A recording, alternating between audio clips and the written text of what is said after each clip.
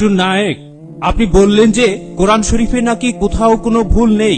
আমি কোরআনে 20টারও বেশি ভুল দেখতে পাচ্ছি, সেটা আরবি ব্যাকরণে।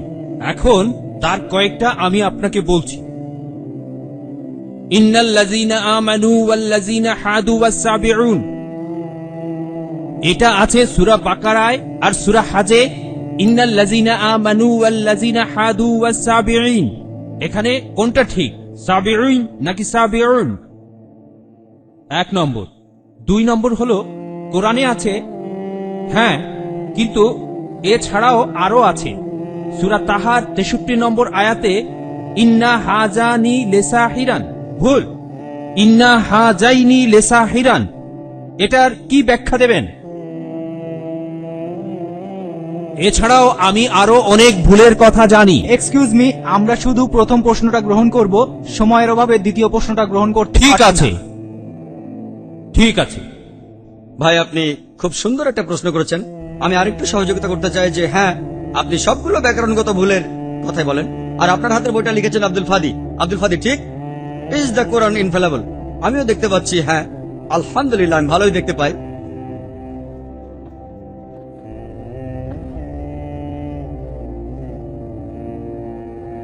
আমি এই 20টা ভুলের সবগুলোর উত্তর দেব, কারণ আমি বইটা পড়েছি। আমি সবগুলোর উত্তর দেবো ইনশাল্লাহ, ইনশাল্লাহ। 1 নম্বর পয়েন্ট ভাই, 1 নম্বর পয়েন্ট, এখানে 1 নম্বর পয়েন্ট হলো যে আরবির সব ব্যাকরণ এসেছে কোরআন থেকে। কোরআন হলো সর্বোচ্চ আরবি বই, যে বইটাতে সবচেয়ে উঁচু মানের সাহিত্য আছে। আরবি ভাষার সব ব্যাকরণ এসেছে কোরআন থেকেই। কোরআন হলো ব্যাকরণের মূল গ্রন্থ, আর কোরআন যেহেতু ব্যাকরণের মূল গ্রন্থ এবং সব ব্যাকরণ এসেছে কোরআন থেকে, কোরআনে কোনো ভুল থাকতে পারে না। 1 নম্বর পয়েন্ট। 2 নম্বর পয়েন্ট, 2 নম্বর পয়েন্ট, 2 নম্বর পয়েন্ট। ব্যাপারটা এরকম যে আপনি একটা রুলার নিলেন, আর সেই রুলারের গায়ে দাগ কাটা আছে, তারপর বললেন যে মাপটা ভুল হয়েছে। এটা বেশ অযৌক্তিক। 2 নম্বর পয়েন্ট, আরবে বিভিন্ন আলাদা আলাদা গোত্রে, আপনি যদি আরবি জানেন, আর ডক্টর উইলিয়াম ক্যাম্বেল আমার সাথে একমত হবেন যে আরবের গোত্রগুলোর মধ্যে ব্যাকরণ মাঝে মধ্যে বদলে যায়। কিছু কিছু আরবীয় গোত্রে যে শব্দটা স্ত্রীবাচক, অন্য আরেক গোত্রে সেটাই পুরুষবাচক। একই শব্দ, তবে গোত্রভেদে ব্যাকরণ বদল হতে থাকে, এমনকি শব্দের লিঙ্গ বদলে যায়। তাহলে আপনি কি কোরআনকে সবগুলো ব্যাকরণ দিয়ে পরীক্ষা করবেন? না। আর এছাড়াও কোরআনের ভাষা এত উঁচু মানের, এতই উঁচু মানের, এর কাছাকাছি কোনো সাহিত্য নেই। আর কোরআনের বিরুদ্ধে অনেক বই আছে, ইন্টারনেটে গেলে দেখবেন 12টা ব্যাকরণের ভুল, 21টা ব্যাকরণের ভুল, আব্দুল ফাদি 20টা ব্যাকরণের ভুল।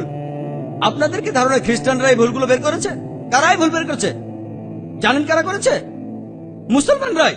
মুসলমান পণ্ডিতরা, যেমন জামকশারি, তারা এটা করেছেন। কোরআনের ব্যাকরণ এত উঁচু মানের যে কোরআনের ভাষা মাঝে মধ্যে প্রচলিত আরবির বিরুদ্ধে যায়।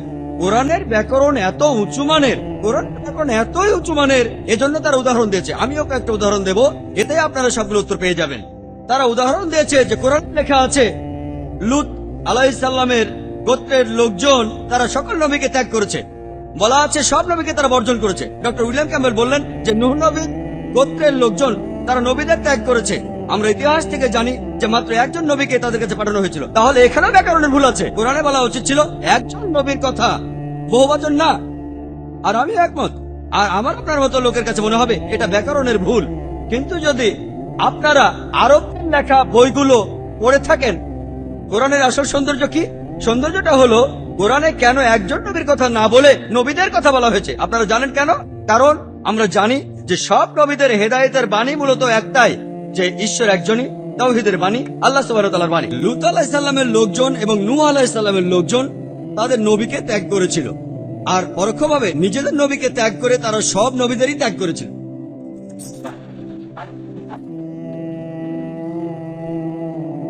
সৌন্দর্যটা দেখেন, ভাষার অলংকার দেখেন, আলহামদুলিল্লাহ।